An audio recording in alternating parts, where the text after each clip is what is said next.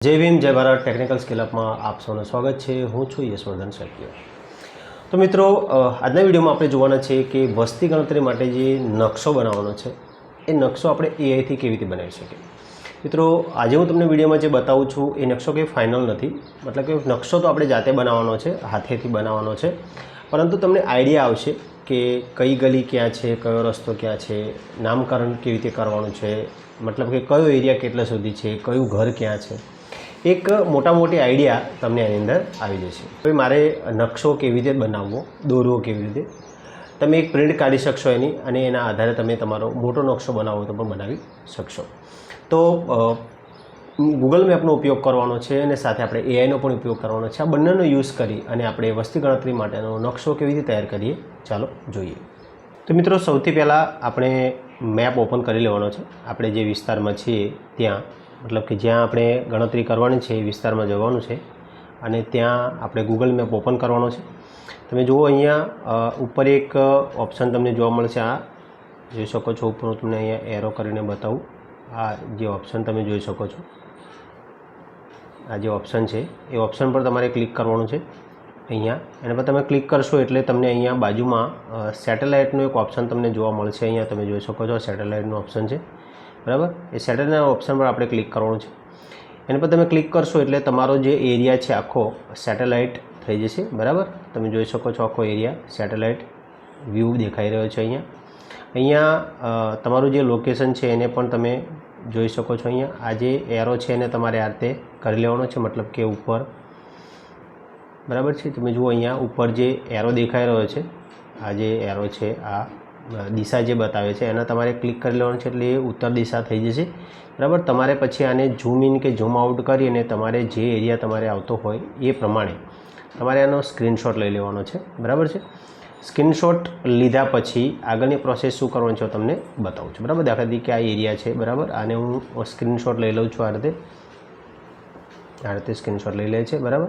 હવે સ્ક્રીનશોટને તમારે થોડો ક્રોપ કરી લેવાનો છે જ્યાં સુધી તમારો એરિયા છે ત્યાં સુધી, બરાબર। આ કંઈક ફાઇનલ નકશો નથી, બરાબર। તમારે નકશો તમારે જાતે જ બનાવવાનો છે। આ તો તમારે રેફરન્સ કેવી રીતે લેવો એની વાત છે।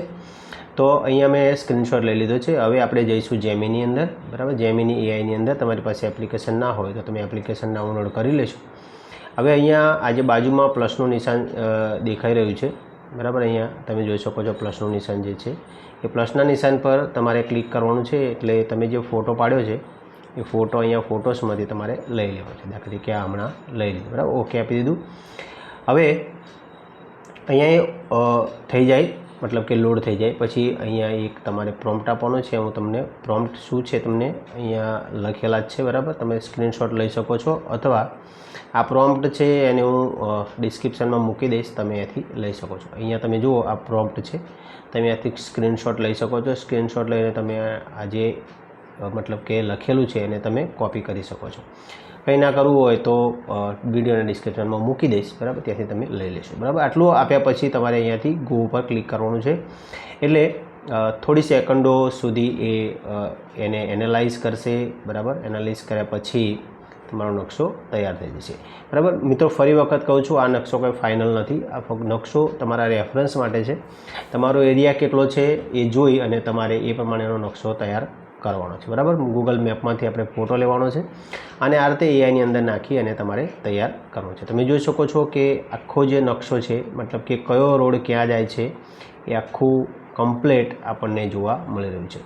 તમે જોઈ શકો છો નંબર પણ આપેલા છે, બરાબર, પણ નંબરમાં થોડું ઘણું આઘું પાછું હોઈ શકે છે, ડબલ નંબર પણ હોઈ શકે છે, ડુપ્લિકેટ હોઈ શકે છે, બરાબર। તો એના પર ધ્યાન ના આપશો, પણ તમે એરિયા જુઓ કે ભાઈ કયો રસ્તો ક્યાં જાય છે, કયું ઘર ક્યાં છે એ તમને મોટા મોટી તમને ખબર પડી જશે। તો મિત્રો આ રીતે તમે તમારા સેન્સસ માટે, મતલબ કે વસ્તી ગણતરી માટે જે નકશો છે તમે રેફરન્સ નકશો આ રીતે તૈયાર કરી શકો છો। મિત્રો આ રીતે નકશો તૈયાર થઈ જશે અને નીચે તમે જુઓ અહીંયા સેવનું એક ઓપ્શન તમે જોઈ શકો છો। અહીંયા નીચે તમને સેવનું ઓપ્શન બતાવું, આ જુઓ સેવનું ઓપ્શન છે અહીંયા, એ ઓપ્શન પર તમારે ક્લિક કરવાનું છે એટલે આ જે નકશો છે એ ફૂલ સાઇઝમાં ડાઉનલોડ થઈ જશે અને તમારા મોબાઈલની અંદર આવી જશે। ચાલો અહીંયા હું ઓપન કરું છું, બરાબર। જોઈ શકો છો અહીંયા એ જે નકશો છે અહીંયા આવી ગયો છે કમ્પ્લેટ, બરાબર। તમે જુઓ એની ક્વોલિટી પણ બહુ સરસ જોવા મળી રહી છે। તો આ રીતે તમે તમારા નકશાને તૈયાર કરી શકો છો।